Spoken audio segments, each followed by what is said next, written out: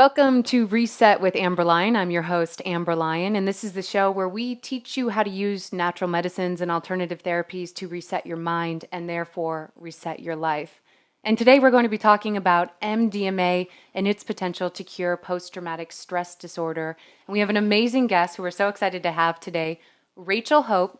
She's a mother of four who used MDMA successfully to treat her post-traumatic stress disorder symptoms. And thank you, Rachel, for joining us today. Thank you. It's a pleasure to be here.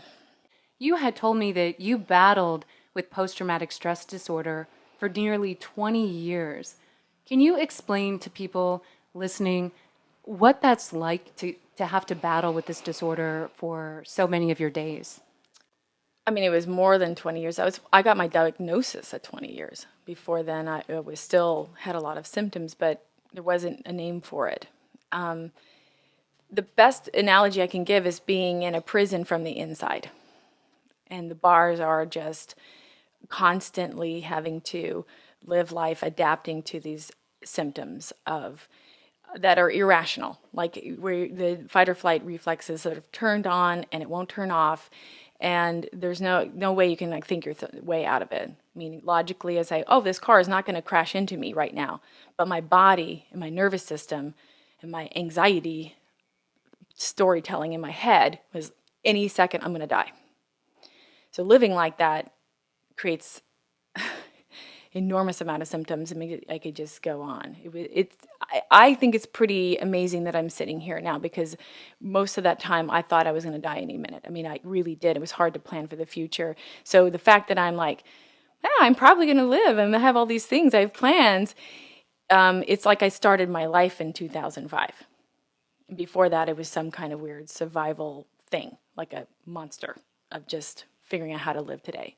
So you were saying that you were suffering from post-traumatic stress disorder. You were constantly on hyperarousal. How was that affecting your physical health?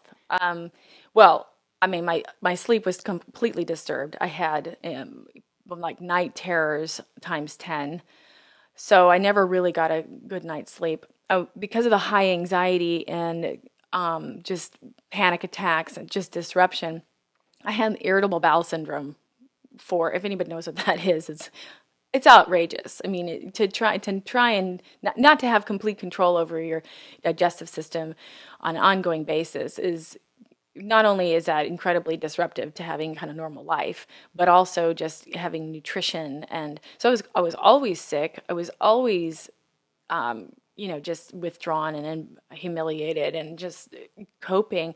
But I'm kind of surprised I didn't die because there were times where I was either, evacuating in some way where I wasn't probably getting almost no nutrition for a long time and no sleep. I think the only reason I probably did survive is I was blessed with a child. I had a child in 1991 and I kind of just lived for him. Otherwise, when you're a parent, you can just make yourself do everything. But yeah, I mean, I was in chronic pain. My injuries or illnesses would never heal. I would have things that just never heal on my body. My digestion was a mess. It was a terrible embarrassment. Can you imagine how that would be a barrier to having intimate relationships or even having the confidence to go out or plan trips? I mean, it was lockdown. It was prison. And you had mentioned at one point you were on 15 prescription medications. Yeah, there was like 15 prescriptions. I had an accident in 2002. I've been in 3 bad accidents, none of which I caused, which gave me a tremendous amount of anxiety about being completely helpless. Like anything could crash into me at any moment, and I really had no power to stop that. So I got... And just feeling like an unlucky person and all this. At 2002, it was a 3rd bad accident I had. And I'm like, okay, fine, I will do what the doctors want. And I literally said, okay, you can prescribe that to me. I had stopped saying no. And it was like 15 bottles sitting there. And I tried, but they were making me crazy. I mean, I think I had to hold so tight to my sanity because it was almost impossible to live. So anything that was mind altering, I generally stayed away from because I thought that's completely the wrong direction. The only thing I have is my sanity. The only thing I have is like, okay, this is a table. I know where I am. If I start loosening that up, then I'm gone. So when those kinds of drugs, they just seem to help, make me less aware of the pain and anxiety and the problems that I had, but they didn't solve it. So I felt like it was a bad deal. I mean, ultimately, what was I going to do long term? Just keep taking the drugs forever and keep enduring the side effects? It was going to rob me of anything I had. The only thing I had was my consciousness, you know? And what was it the core cause of your post-traumatic stress disorder? I know for many people it's multiple situations. Can you think back to a time in your life that may have caused it? Well, for many years, we just dealt with, I was severely abused as a child. I was very neglected, and there was quite a bit of sexual and psychological and physical abuse throughout my childhood. So that was an easy thing to see. And then the car accidents, of course, when I was 11 years old, I was hit by a truck. And partially paralyzed from it. And I had to work very hard to survive. Massive head injuries, like the worst spinal injuries, the things that you think it's stuff of horror. Okay, that was probably a good explanation. But, through my treatment with MDMA and learning more of the stories from like veterans who didn't have all that, but they have PTSD, next to somebody who doesn't have PTSD, who had way worse things happen. I'm believing, and many people that I've talked to who work with veterans especially say, hey, there's a theme coming up here where early pre-verbal trauma sets a person up to be predisposed to post-traumatic stress disorder. So trauma that happened in your childhood. Right, but pre-verbal, precognitive. So it could be even a very, a traumatic birth, for instance, could be kind of the way that wires a person that something really bad happens, it registers in this catastrophic way. Because there's lots of people who have very bad things happen to them. Some just create a disorder where they're completely malfunctioning, and some go, well, I had something really bad happen to me, and I'm stressed about it, but I'm not in a disorder. And why? I don't think it could be smarter or, I'm not a stupid, weak person, but I got this incredibly horrifying disorder for decades. And I worked my tail off to get well, and I couldn't get well. Why am I different than somebody who didn't have that happen? And I really believe it was early. The seed of it, the root of it, is early infant trauma. You go into my records, my medical records as a child. I was operated on with no anesthesia at the age of 2 weeks and 2 months old, 2 surgeries, because back then they didn't believe that you should use anesthesia. They would do sedation, but not do anything about the anesthesia. Now they do. It was like in the 80s that they started to do this for infants. So there you've got all these kids all over who've had procedures done in infancy that just predisposes them to PTSD. They could have a car accident and they never recover. So that's my theory. I don't think there is some research about that, but I think that if more research got put towards this, they probably discover that might be the case. So you're suffering these horrific symptoms of post-traumatic stress disorder.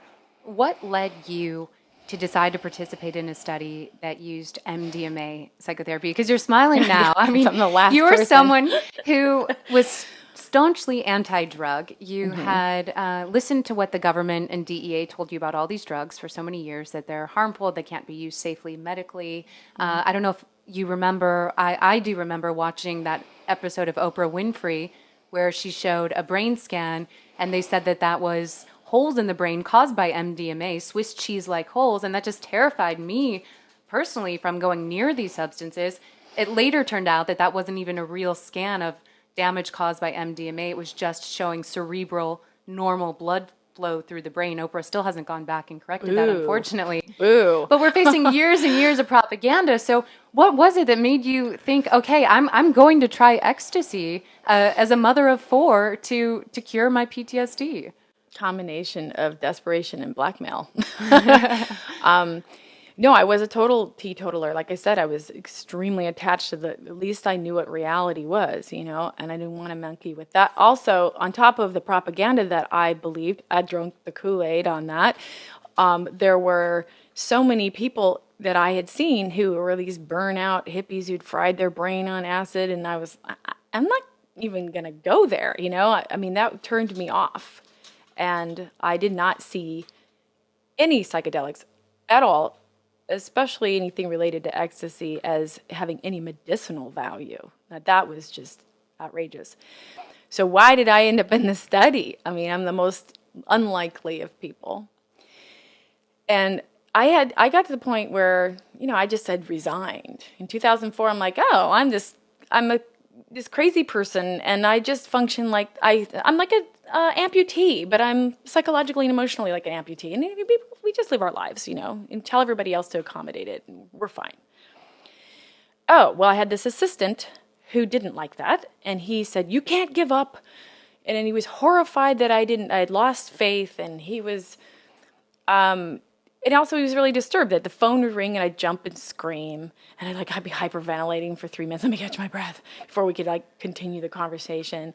He had all these symptoms that he watched, and my hair was falling out. I mean, I was so ill, and I had gotten this macabre, dark sense of humor about it, and it was becoming really problematic for him.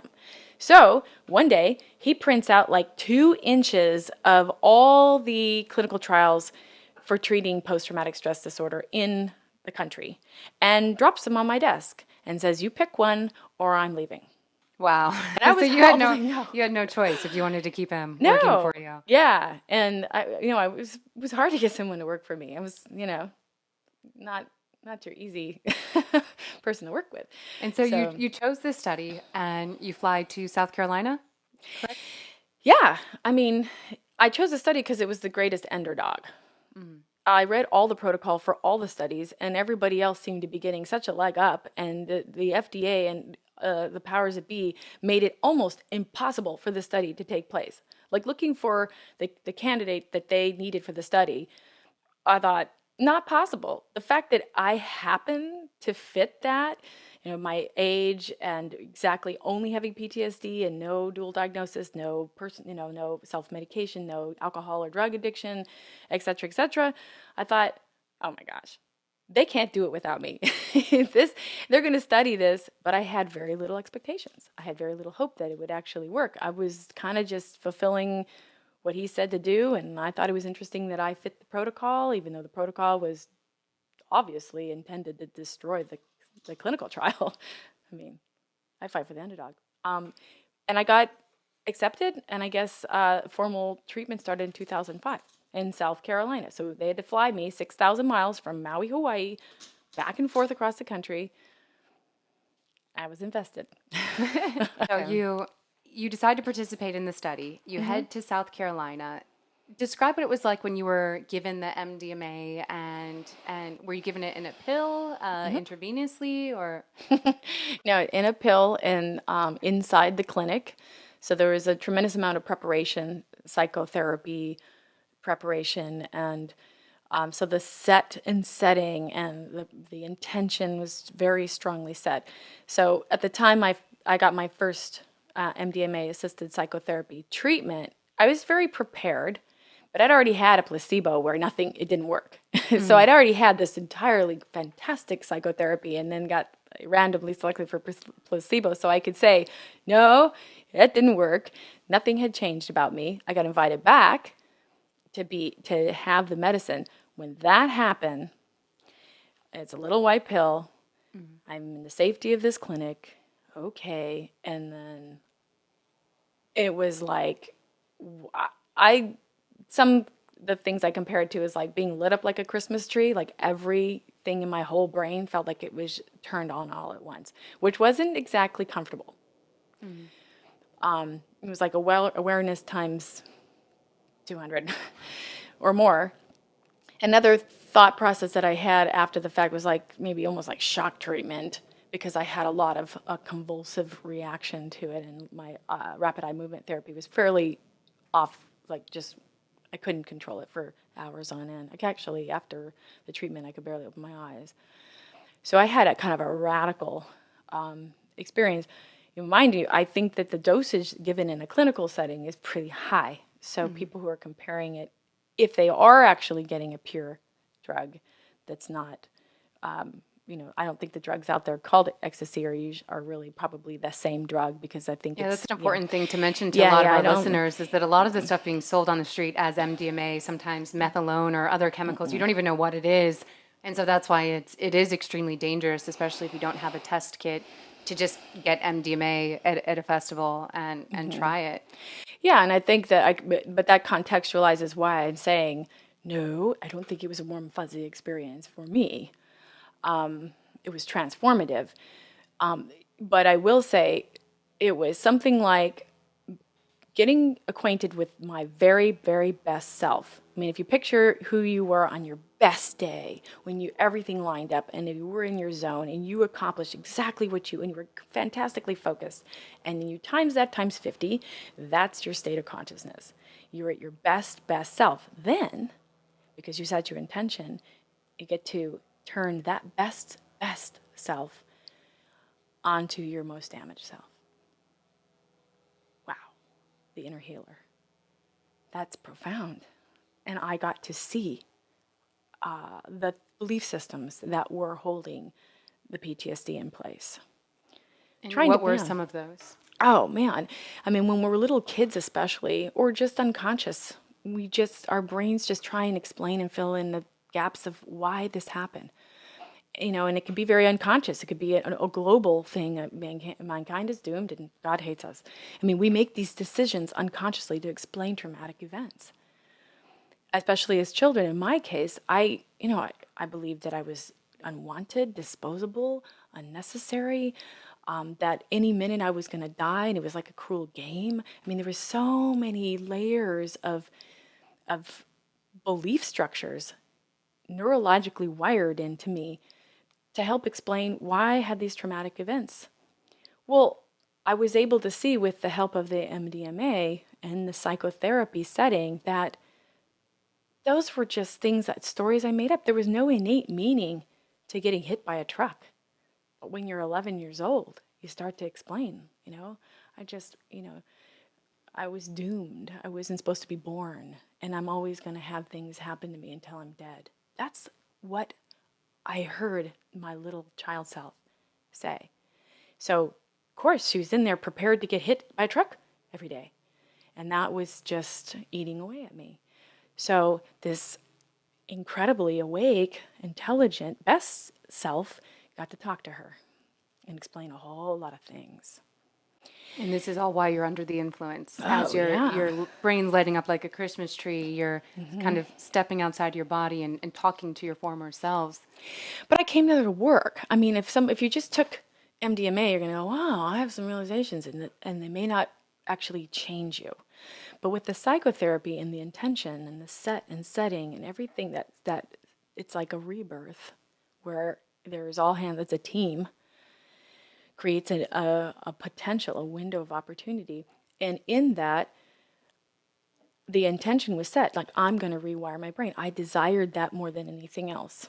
And in some ways, I mean, it's amazing. I think, yeah, you could probably take that drug and say, well, my desire is to forget everything and dance until I drop and fall asleep. Then you're probably going to get that. But if your intention is, I want to completely repair anything in me that's in the way of being my greatest self and making the greatest contribution I can make to that which I care for, then now we're talking. That's a really good reason to utilize this medicine, because if that's what you want, man, you will get that. And so for those listening and who are thinking of experimenting with psychedelic drugs, set and setting really is key. You have to go into it with a particular mindset. You're not advised to use these substances when you're particularly stressed or in a situation where you're not prepared for them. Also, the setting is key. You don't want to be doing these substances at a concert or at a beach party. You want to be doing it in a setting where you feel comfortable that you're not going to get lost or something in the natural environment's going to harm you. You also want to be doing it potentially lying down, as in a lot of these studies, with a blindfold over your eyes, and potentially with a sitter, someone who is familiar with psychedelic use, who can sit next to you and make sure that you're okay. All of those are vital to having an amazing experience, or a transformative experience, which is what you went through. And can you describe some specific insights you had while you were on the MDMA that have led to your transformation today? Well, one in particular that stands out to me is my relationship to being vulnerable and available and receptive. Somehow I had got it in my mind that that meant you were an easy target and a sitting duck. And that meant that all things bad were going to come to you. So I had really put a big armor around myself.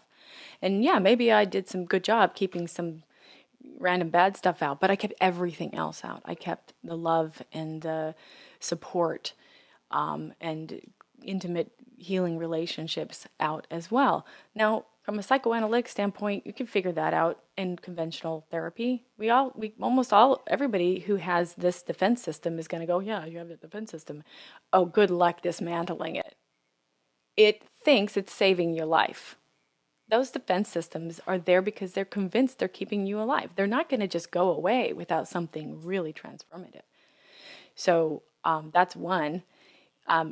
And then I think that's why my symptoms kept on getting better. So my new self went into after my second, I had 2 treatments, in 2005, 2 months apart.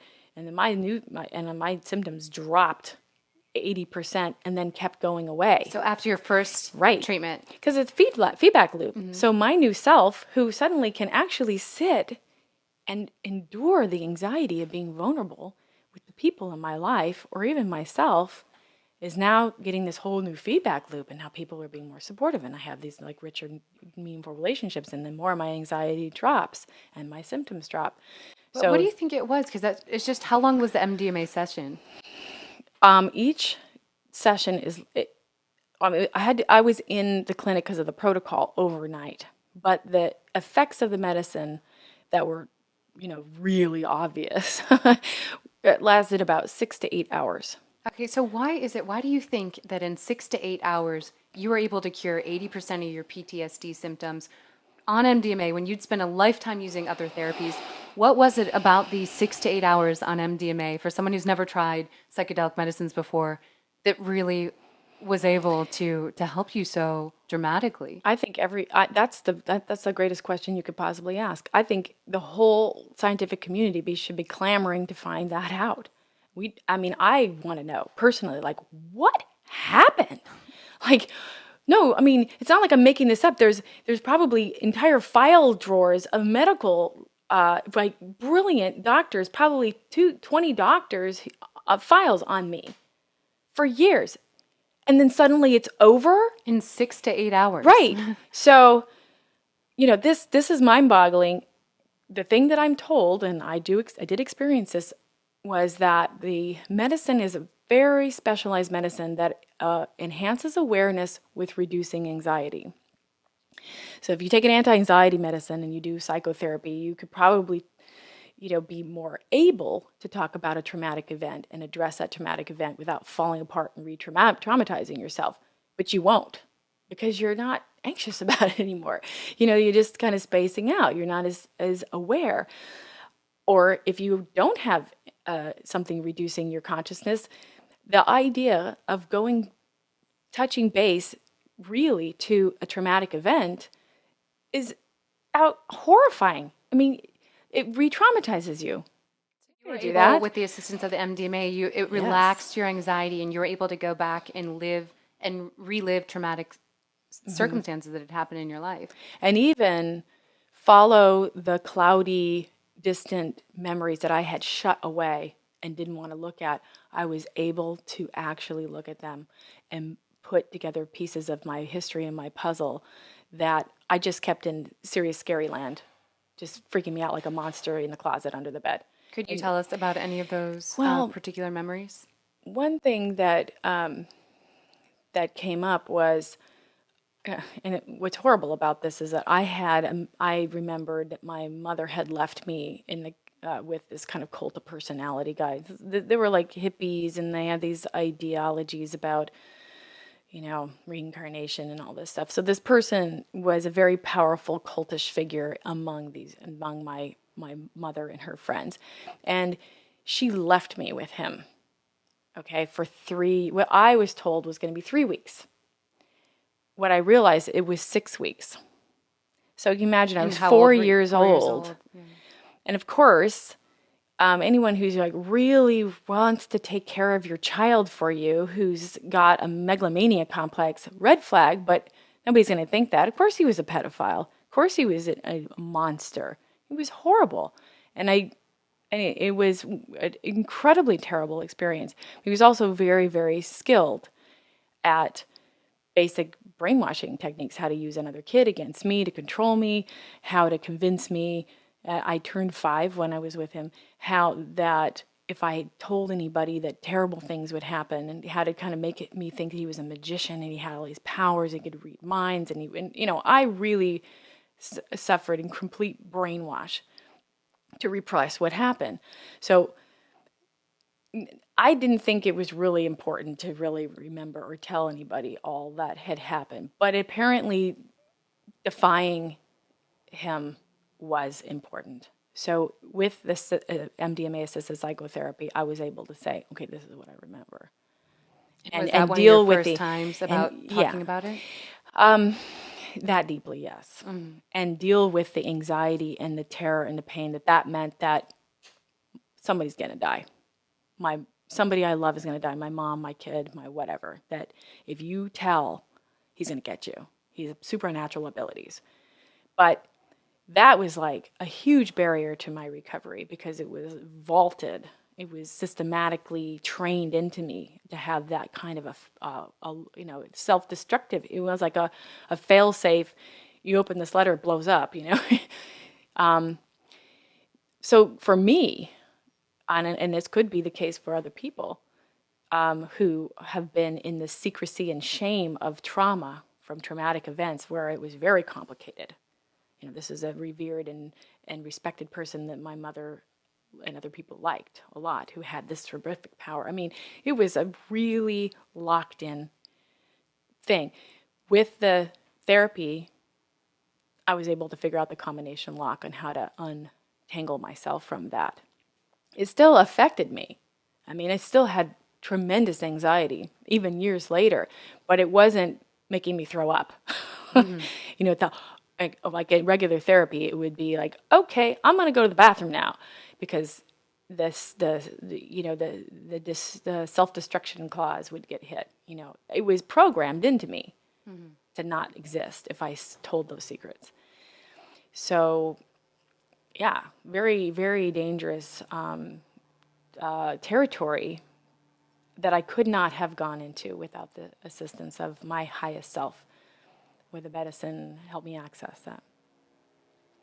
And if you look at the research and the results, I mean, one pilot study found that they took people with treatment-resistant PTSD and they gave them MDMA-assisted psychotherapy, and 83% of those people with treatment-resistant PTSD were able to cure their PTSD. Compare that to 25% who were given a placebo and just given psychotherapy. So that's pretty dramatic results. And would you consider your PTSD to have been cured by the MDMA? Well, I figured it was in 2005. I mean, a year later after my treatment, the follow-up, I was still holding strong. My symptoms were 90% reduced. I was so grateful that I thought, yeah, I'm better. How awesome. I mean, it was better than I had my wildest dreams, and I was so appreciative. Now, granted, in retrospect, most people who suffered from that last 10% would have gone batshit crazy, But in comparison to what I'd lived with for so long, I was cool. So 9 years later, so 2012 in April, I was allowed to go back. They opened up a second tier of the trial where you could come back for a third round of treatment. And guess who got to go? And okay, oh my God. Not only, I mean, now I'm cured. I mean, I probably needed a third round back then, but who knew? I mean, I was just like, oh, I'm just going to take I'm not going to monkey with it. Like I thought, wow, I'm fixed. Okay. But in 2012, I no longer qualified for the diagnosis of post-traumatic stress disorder, which is amazing. Totally amazing. And what about your health issues?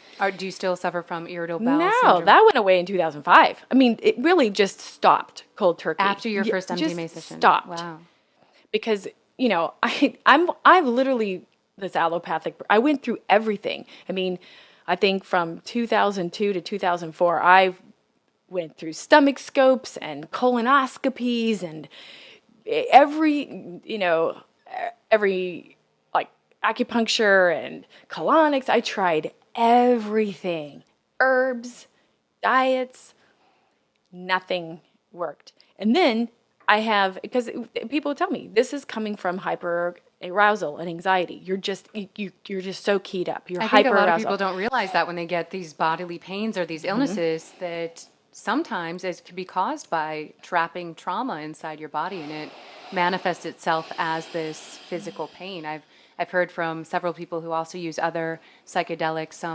One healer who serves ayahuasca said that a 32-year-old came in with chronic back pain and obesity, and after drinking ayahuasca, she was able to realize that the cause of all of that was that she had been sexually abused as a kid, and she had just trapped that memory away in her subconscious and didn't even remember having that traumatic event that was causing all of these physical symptoms.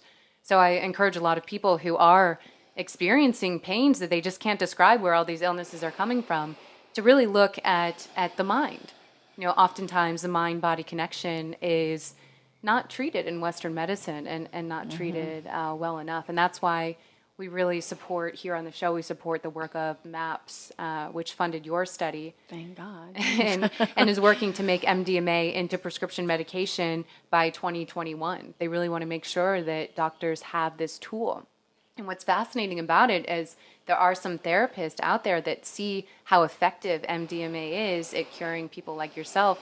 So they're actually administering it underground because they feel like that they have a medical and moral duty to give people who are on the verge of suicide or have horrific levels of PTSD this medicine that can cure them or dramatically improve their symptoms in 6 to 8 hours. How do you feel now that you are technically a PTSD survivor? How do you feel that this medicine isn't available to everyone in the public who needs it? That's the only trauma I really have right now. It actually is really problematic. I mean, PTSD survivor usually have some kind of survivor's guilt, which I've always had. That never actually went away, and I think it's my humanity, and it shouldn't. But it tortures me to know that I got this help, and then I know in my world, my immediate world, I know so many people who are suffering from post-traumatic stress.